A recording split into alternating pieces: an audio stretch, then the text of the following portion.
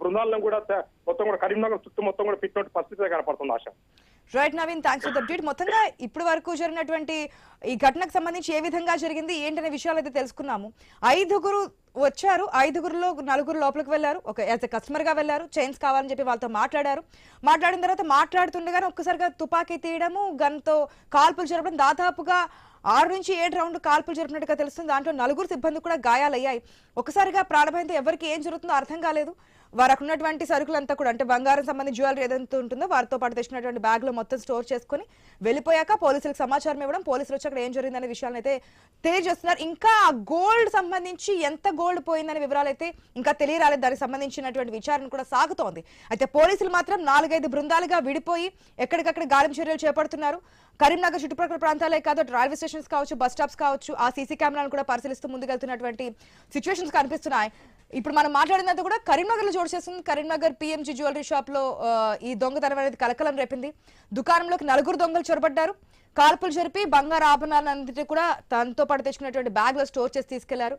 ఈ ఘటనలో అంటే కాల్పులు జరిగిన తర్వాత 4 గాయాలు పాలైనటువంటి సందర్భం మనకు కనిపించింది. పోలీసులు వెంటనే వచ్చారు, అక్కడ చేరుకున్నారు. అక్కడ జరుగుతున్నటువంటి విచారణకు సంబంధించిన దృశ్యాలు కూడా మనం చూసాం. అయితే మనం ఒకసారి లాస్ట్ ఇయర్ చూస్తే కనుక గతేడాది ఆగస్టు 12వ తేదీన హైదరాబాద్ లోని చందానగర్ లో కూడా కాల్పులు కలకలం రేపాయి. అప్పట్లో ఇప్పుడు పిఎంజీ అంటే అప్పట్లో ఖజానా జ్యువెలరీ సంబంధించినటువంటి జ్యువెలరీ షాప్ లో దుండగులు దోపిడీకి పాల్పడ్డారు.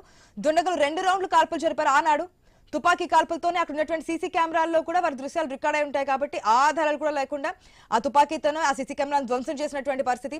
తెలంగాణలో మరొకసారి అంటే రెండోసారి ఇటువంటి ఘటన చోటు చేసుకుని మనం చూస్తున్నాం. ఇలాంటి ఘటన జరగడంపై ఆందోళనలు కూడా వ్యక్తం అవుతూ ఉన్నాయి. దీనికి సంబంధించి మాట్లాడదాం. మా ప్రతినిధి రత్నకుమార్ సిద్ధంగా ఉన్నారు. రత్నకుమార్, లేటెస్ట్ అప్డేట్స్ ఏంటి? ఇప్పటి వరకు ఎటువంటి ఇన్ఫర్మేషన్ అనేది తెలిసిందా దొంగలకు సంబంధించి?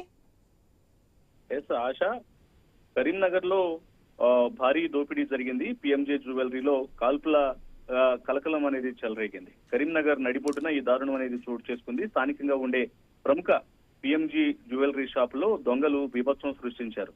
ఏకంగా తుపాకులతో దుకాణంలోకి చొరబడి దొంగతనానికి ప్రయత్నించడం, కాల్పులకు తెగబడటం ప్రస్తుతం కలకలం రేపుతోంది. 4 గుర్తు తెలియని దుండగులు ఆయుధాలతో ఒక్కసారిగా పిఎంజే జ్యువెలరీ షాప్ లోకి వెళ్లడం జరిగింది. ఒక వ్యక్తి బయట ఉన్నారు. అంటే దొంగతనానికి మొత్తం 5 ప్రయత్నం చేశారు. అందులో 4 లోపలికి వెళ్లారు. సిబ్బందిని, అక్కడ ఉన్నటువంటి కస్టమర్లను భయభ్రాంతులకు గురి చేస్తూ విచక్షణ రహితంగా కాల్పులు జరపడం జరిగింది. ఆ తర్వాత అక్కడ ఉన్నటువంటి బంగారాన్ని అందిన కాడికి దోచుకున్నారు. దొంగలు జరిపినటువంటి కాల్పుల్లో షాప్ లో ఉన్న 4 తీవ్ర గాయాలయ్యాయి. దొంగతనం అనంతరం అక్కడి నుంచి దొంగలు ఇమ్మీడియట్ గా జారుకున్నట్లు పరిస్థితి కనిపిస్తోంది. సమాచారం అందుకున్న వెంటనే ఘటనా స్థలానికి పోలీసులు చేరుకొని పరిస్థితిని సమీక్షిస్తున్నారు. క్లూస్ టీమ్ తో ఆధారాలు సేకరిస్తున్న క్రమంలోనే ఘటనా స్థలంలో 2 బుల్లెట్లను పోలీసులు స్వాధీనం చేసుకున్నారు. ఇక గాయపడినటువంటి 4 స్థానికంగా ఉన్నటువంటి ఆసుపత్రికి తరలించడం జరిగింది. పారిపోయినటువంటి దొంగల కోసం పోలీసులు ప్రత్యేక బృందాలతో గాలింపు చర్యలను ముమ్మరం చేశారు. మరోవైపున అక్కడున్నటువంటి సీసీ కెమెరాల ద్వారా ఎటువైపు దొంగలు వెళ్లారు, ఎటువైపు నుంచి వచ్చారు, అసలు ఏ సమయం నుంచే ఇక్కడ కాపు కాచారు అనే దానికి సంబంధించినటువంటి పూర్తి దర్యాప్తు అనేది కొనసాగుతోంది. సీసీ ఫుటేజ్ ఆధారంగా ఈ దర్యాప్తు అనేది కంటిన్యూ చేస్తూ ఉన్నారు. ఇక ఈ ఇన్సిడెంట్ అనేది మనకు గతంలో జరిగినటువంటి చందానగర్ హైదరాబాద్, ఇది కరీంనగర్ లో జరిగినటువంటి ఇన్సిడెంట్ కాగా సేమ్ ఇటువంటి ఇన్సిడెంటే సంవత్సరం క్రితం ఖజానా జ్యువెలరీస్ లో హైదరాబాద్ లోని చందానగర్ లో జరిగింది.